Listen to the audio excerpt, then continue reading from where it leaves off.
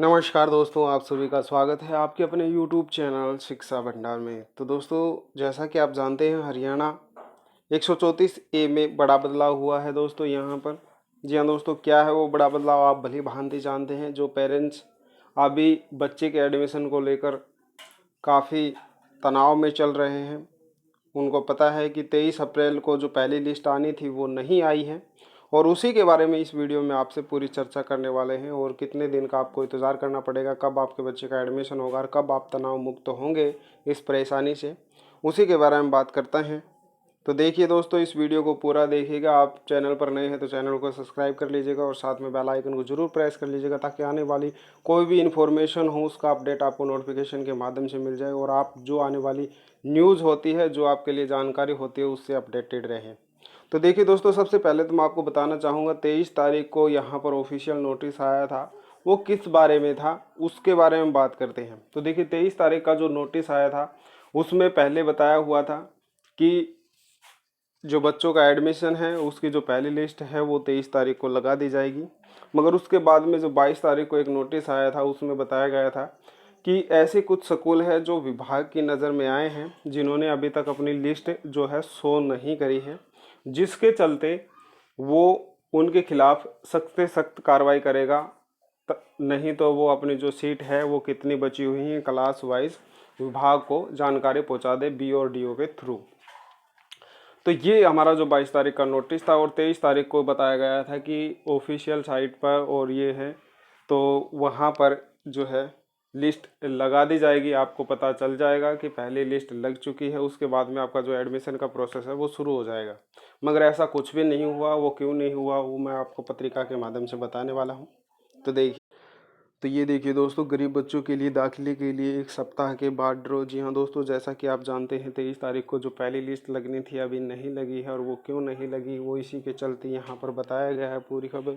बड़े निजी स्कूलों में पढ़ाई करने का सपना देख रहे गरीब बच्चों को अभी एक सप्ताह का इंतजार करना पड़ेगा। नियम 134 ए के तहत दाखिलों के लिए खाली पड़ी सीटों का ब्यौरा देने से इनकार कर रहे स्कूल संचालकों की हठ धर्मियों के लिए चलते ड्रा की तिथि फिर एक सप्ताह के लिए बढ़ाई गई। जी हाँ दोस्तों, ये क्यों बढ़ाई गई है एक सप्ताह की? तो दोस्तों, यहाँ पर कुछ ऐसे स्कूल हैं, एक ऐसे प्राइवेट स्कूल संचालक हैं जिन्होंने अभी तक आपके जो है रिक्त पदों का ब्यौरा नहीं दिया है। क्लास वाइज कितनी सीटें उनके पास वैकेंट है, कितने पद खाली हैं, उसका ब्यौरा नहीं दिया है, और उसी के चलते ये जो है टाइम बढ़ाया गया है, जिसके चलते ये सीधा आपके बच्चे को उसका फ़ायदा होने वाला है। वो किस प्रकार होने वाला है वो मैं आपको बताने वाला हूँ। देखिए, जो एक सप्ताह का टाइम बढ़ा दिया गया है, निजी स्कूलों में पढ़ाई सुचारू रूप से 3 सप्ताह हो चुके हैं, यानी कि प्राइवेट स्कूलों में 3 सप्ताह हो चुके हैं, कंटिन्यू पढ़ाई होने लगी है, लेकिन अभी तक दाखिले की प्रक्रिया पूरी नहीं हो पाई है। शिक्षा विभाग के सभी निजी स्कूल संचालकों के रिक्त सीटों का ब्यौरा देने के लिए मंगलवार शाम तक का समय देते हुए मान्यता रद्द करने की धमकी दी थी। तो ऐसे स्कूलों को शिक्षा विभाग की ओर से एक धमकी मिली थी कि अगर आप मंगलवार तक अपनी शीट को शो नहीं करते हो और हमें पता चलता है तो आपका जो मान्यता है वो रद्द कर दी जाएगी, ये यहाँ पर कहा गया था। लेकिन अधिकतर स्कूल इसका कोई असर नहीं हुआ है, जिसमें मजबूरन शिक्षा निदेशालय ने मेरिट में आए बच्चों को स्कूल अलॉट करने की अंतिम तिथि को बढ़ा दिया गया है। यानी कि स्कूल अलॉट करने की जो तिथि है वो बढ़ा दी गई है मजबूरन शिक्षा निदेशालय, क्योंकि शिक्षा निदेशालय का जब नोटिफिकेशन आया है तो इस नोटिफिकेशन का जो प्रभाव है वो प्राइवेट स्कूलों पर नहीं पड़ा है, जिसके चलते समय बढ़ा दिया गया है और 23 अप्रैल से बढ़ाते हुए 30 अप्रैल तक कर दिया गया है।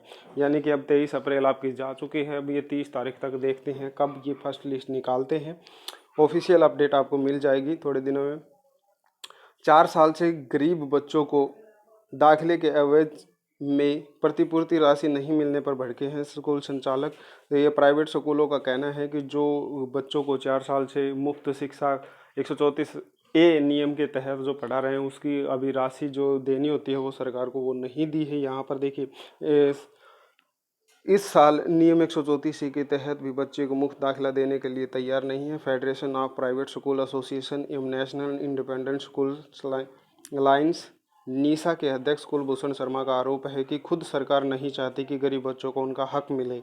प्राइवेट विभाग को स्कूल को सरकार के गरीब बच्चों की प्रतिपूर्ति के रूप में 500 करोड़ रुपए सरकार को देने हैं, लेकिन तरह तरह की शर्तें थोपकर पैसा स्कूल संचालकों को नहीं दिया जा रहा। वहीं प्रतिपूर्ति राशि नहीं देने के आरोप को खारिज करते हुए शिक्षा विभाग के अतिरिक्त मुख्य सचिव पी.के. दास का कहना है कि 6 करोड़ रुपए से अधिक रुपए जिला शिक्षा अधिकारियों को भेजे गए हैं ताकि स्कूल में को गरीब बच्चों का खर्च हुई राशि की प्रतिपूर्ति की जा सकती है। दोस्तों, यहाँ पर कहा गया है, प्राइवेट स्कूल के अधिकारी कह रहे हैं कि हमें 4 साल से जो बच्चे को पढ़ा रहे हैं 134 ए नियम के तहत बच्चे को मुफ्त शिक्षा दी जा रही है, उसका हमें अभी तक पैसा नहीं मिला है। 500 करोड़ रुपए से अधिक राशि सरकार की ओर बकाया है। जबकि यहाँ पर उस चीज़ को, उस बयान को खारिज करते हुए, उस आरोप को खारिज करते हुए विभाग कहता है कि हमने 6 करोड़ रुपए भेज दिए गए हैं सभी जिला अधिकारियों को,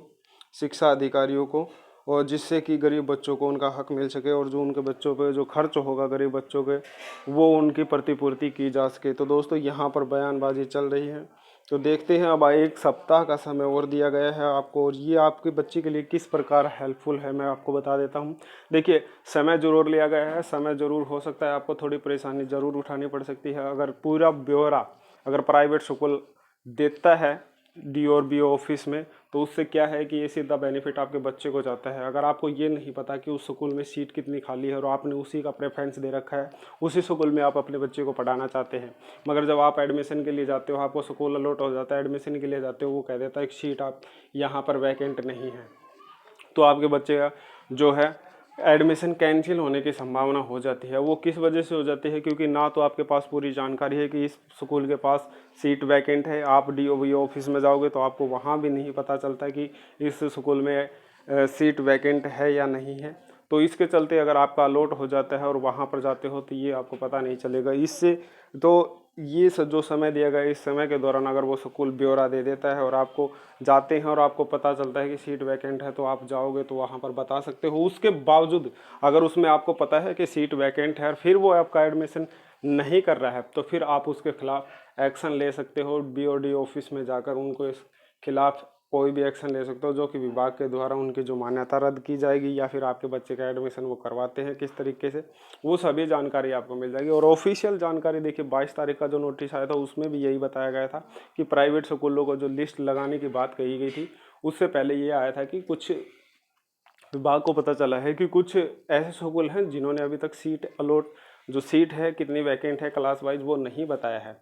तो दोस्तों, उसी के प्रभाव से देखिए ये सप्ताह का टाइम आपके लिए लिया गया है। पहली लिस्ट लगा दी जाएगी 1 सप्ताह के बाद में। देखिए वो 27 तारीख को लगती है या फिर 30 तारीख को लगती है, वो आपको देखना है। यहाँ पर वो लगा दी जाएगी।